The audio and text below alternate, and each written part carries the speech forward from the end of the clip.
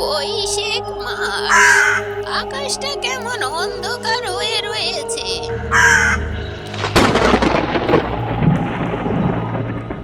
বুঝলি হীরা বান্না, আজকে মনে হয় ঝড় তুফান হবে। থাক না দিদিমা, আজকে তুমি না হয় আর দোকানে যেও না। কি মজা কি মজা, দিদি আজ দোকানে যাবে না? না না, আজ হাট বসবে আর দোকানে যাব না, তার হয় নাকি?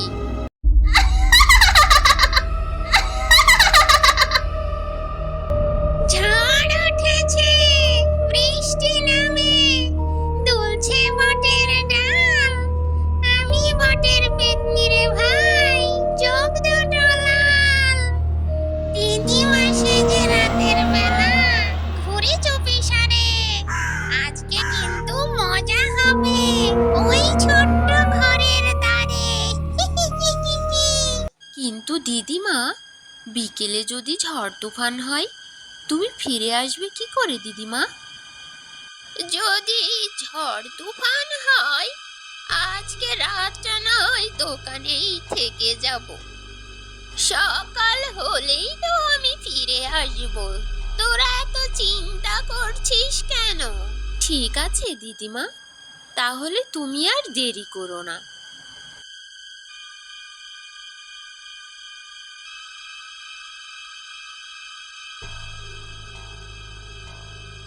এই যা, বৃষ্টি শুরু হয়ে গেল।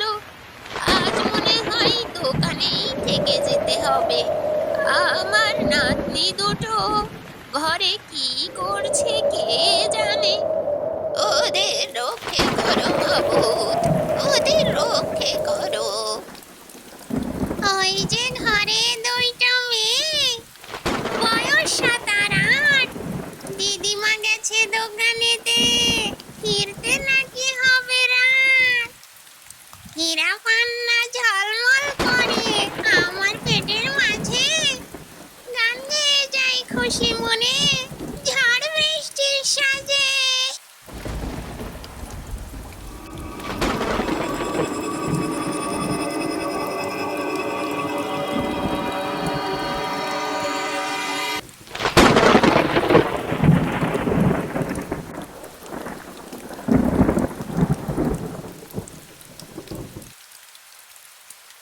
হীরা পান্না, দরজা খোল মা।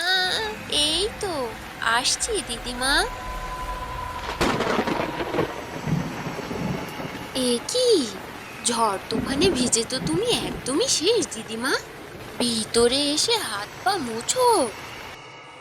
একটু কাছে আয় হীরা পান্না, এক পায়ে আর চলতে পারছি নে।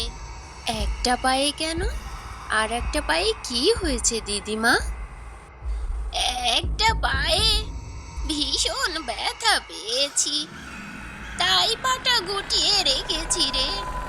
আহারে, কি করে এসব ঘটলো দিদিমা? আর বলিস নে, এমন অন্ধকার হয়ে আসলো, রাস্তাঘাট কিছুই দেখতে পাচ্ছিলাম নে। আসার সময় পাথরের সাথে লেগে পড়ে খুব ব্যথা পেয়েছি। ইস, তাহলে তো খুব পায়ে ব্যথা পেয়েছো। গরম পানি দিয়ে তোমার পাটা সেক করে দেব দিদিমা। ওরে না না, ওসব সেক টেক আমাকে কিছুই দিতে হবে না। তুমি না বললে হবে? বাতিটা সামনে নিয়ে আসি, একটু তোমাকে সেক তো দিতেই হবে, তা না হলে তোমার পায়ের ব্যথা কমবে কি করে দিদিমা? বাতিটা দিয়ে ওসব আনিস নে, অত আলো আমার চোখে সয় না। সে কি, বাতি কেন চোখে সইবে না? তোমার চোখেও কি আঘাত পেয়েছো নাকি? না না, আঘাত পাইনি, চোখে বালি পড়েছে, তাই অত আলো চোখে সইছে না। হীরা, তুই বাতিটা দূরে নিয়ে যা। কই দেখি তো, চোখের বালি পড়েছে কোথায় দেখি তো।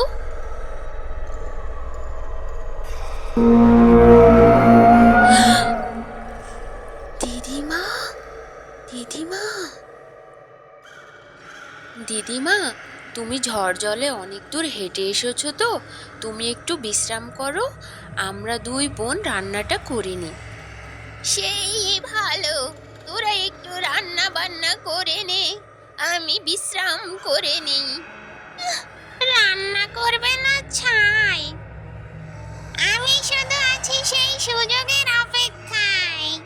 কখন তোরা ঘুমাবি আর আমি তোদের ঘাড় মটকাবো।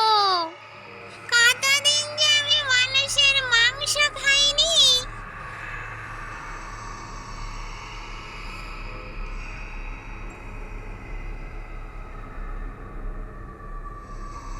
দিদি, রান্না বান্না তো করাই আছে, তুই আবার রান্না করবি? চুপ থাক, চুপ থাক, শুনে ফেলবে যে। কে শুনতে পাবে দিদি? আস্তে আস্তে শোন তাহলে, ও আমাদের দিদিমা নয়। দিদিমা নয়? তাহলে কে ঘরে এটা? দিদিমা গল্প বলতো না, বাড়ির পাশের জঙ্গলের বটগাছে একটা এক পেয়ে পেতনি থাকতো। আমার তো মনে হচ্ছে ওই পেতনিটা। একটা পা? তাহলে কি দিদিমার রূপ ধরে ওই পেতনিটা? আমার তো তাই সন্দেহ হয়। আমি তো খুব ভয় পাচ্ছি রে দিদি। এই মুহূর্তে ভয় পেলে চলবে না, আমাদের সাহসের সাথে কাজ করতে হবে। এখন আমি যেভাবে বলবো সেভাবে কাজ করতে হবে। মেয়ে দুটো রান্নাঘরে যে গেল, কই রান্নার তো কোনো গন্ধ পাচ্ছি না। কি করছে ওরা? দিমা, রান্নাঘরে যাওয়ার পর থেকেই পান্না কেমন অসুস্থ হয়ে পড়েছে।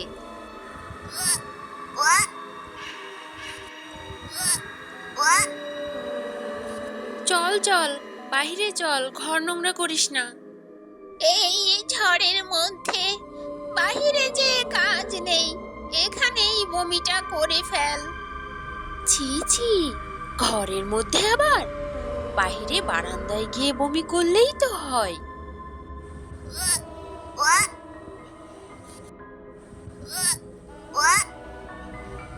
যা যা, পান্না তুই বাইরে যা, হীরা তুই আমার কাছেই থাক। ও অতটুকুনি তো মেয়ে, তাছাড়া অসুস্থ, একা বাইরে যাবে কি করে দিদিমা? চল চল, বাইরে চল, আর দেরি করা মোটেও ঠিক হবে না।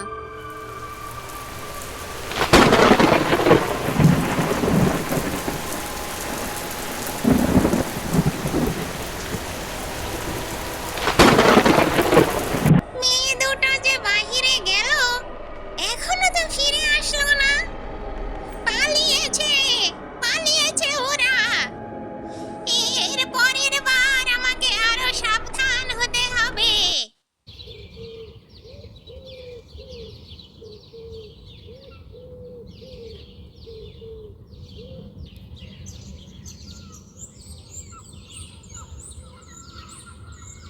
আহারে, ফুলের মতো দুটি নিষ্পাপ মেয়ে এভাবে সারা রাত খোলা আকাশের নিচে শুয়ে আছে। মনে হয় ওরা খুব ভয় পেয়েছে।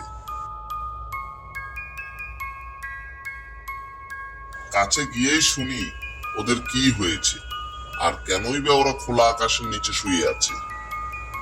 হীরা, পান্না, কই গেলি রে তোরা? তোদের দেখতে পাচ্ছি না কেন?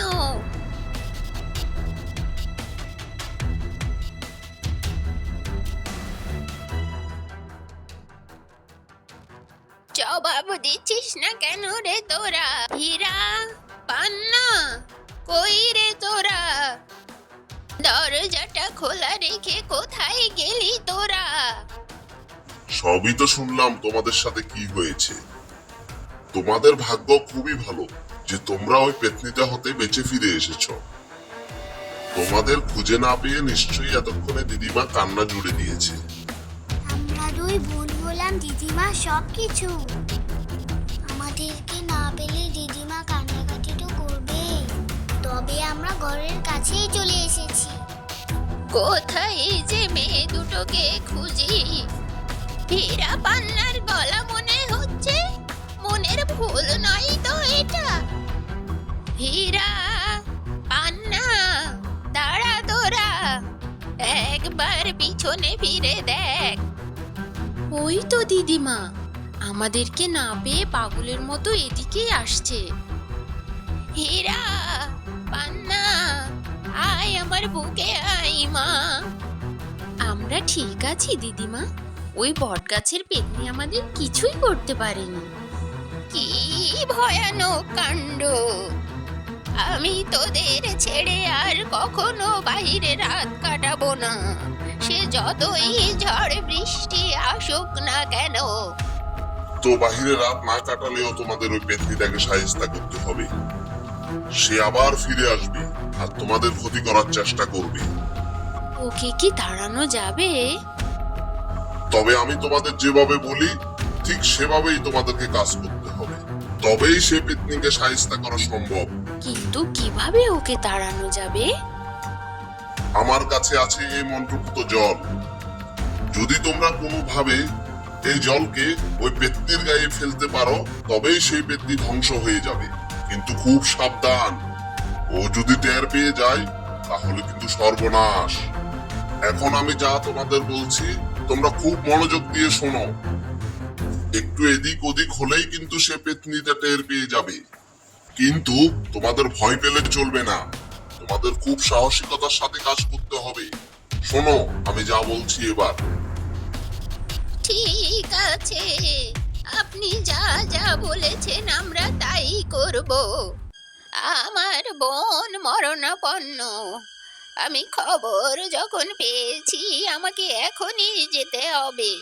তাহলে তুমি ফিরে আসবে কখন দিদিমা? তা 3-4 দিন তো লাগবেই। একবার শেষবারের মতো মুখখানা দেখে আসি, তোরা সাবধানে থাকিস। ঠিক আছে দিদিমা, তুমি এসো তাহলে। ঝড় উঠেছে, তুফান উঠেছে, বটতলায় কে? বটতলার পেতনি আবার দিদিমা সেজেছে। গতবার তাড়াহুড়োয় ঠ্যাঙের কথা ভুলে গিয়েছিলাম, তবে এবার আর সে ভুল করব না।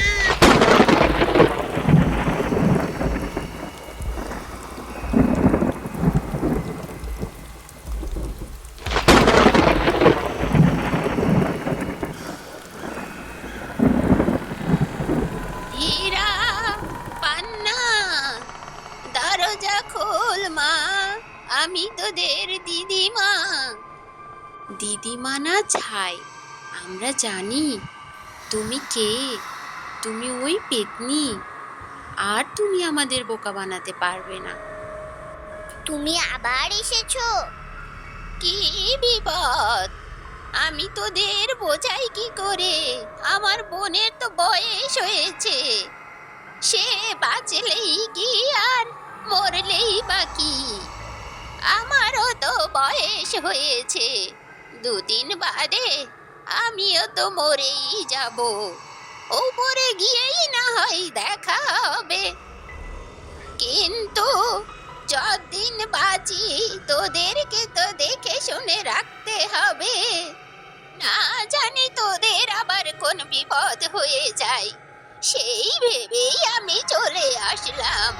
খোল মা, দরজাটা খোল, এভাবে আর দাঁড়া করে রাখিস নে। বুড়ি মানুষ আমি, আমার বড় শরীর খারাপ করবে যে। ওমা সে কি! তুমি তো সত্যি সত্যি আমাদের দিদিমা। আমি তো আমার চোখকে বিশ্বাসই করতে পারছি না। প্রথমে ভেবেছি ওই এক পেয়ে ল্যাংড়া বট গাছের পেতনিটা। হ্যাঁ গো দিদিমা, আমরা তো ভেবেছিলাম ওই বট গাছের এক পেয়ে পেতনিটা। যখন দেখলাম তোমার দুটো পা, তখনই বুঝলাম তুমি আমাদের আসল দিদিমা। মাথার উপরে ওই হাড়িটাই তোরা কি রেখেছিস রে সোনা? ওমা সে কি, তুমি জানো না? আগের দিন তো খেয়াল করিনি। আগের দিন মানে?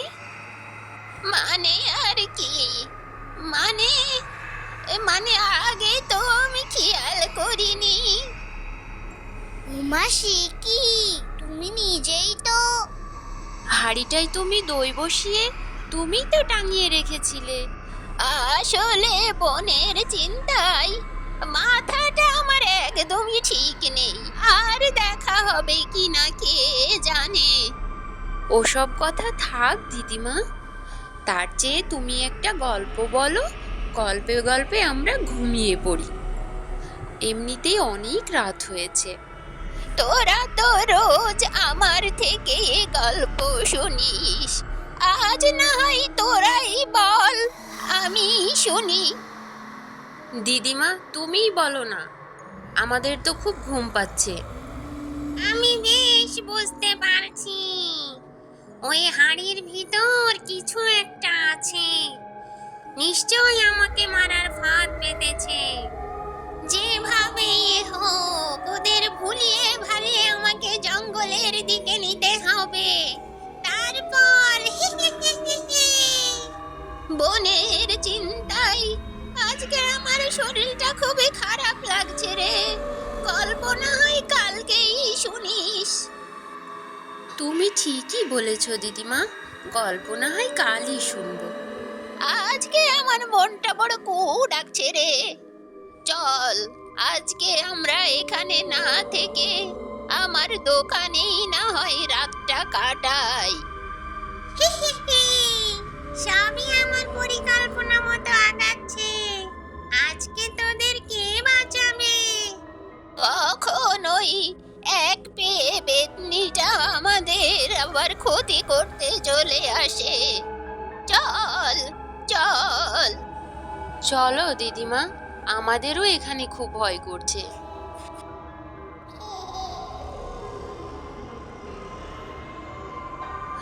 ও মা, পেতনিটা আবার ওদেরকে কোথায় নিয়ে চললো? এমন তো আবার কথা ছিল না। আমাকে এখন ওই পীর বাবার বাণীটা নিয়ে ওদের পিছু পিছু যেতে হবে, তা না হলে যদি দেরি হয়ে যায় বড্ড সর্বনেশে কাণ্ড ঘটে যেতে পারে। কি হলো দিদিমা, তুমি আমাদের দোকানে না নিয়ে গিয়ে এই গহীন জঙ্গলের ভিতর কেন নিয়ে আসলে? কেন নিয়ে এসেছি বুঝতে পারছিস না? ভালো করে দেখ আমার চোখের দিকে, আমি কে।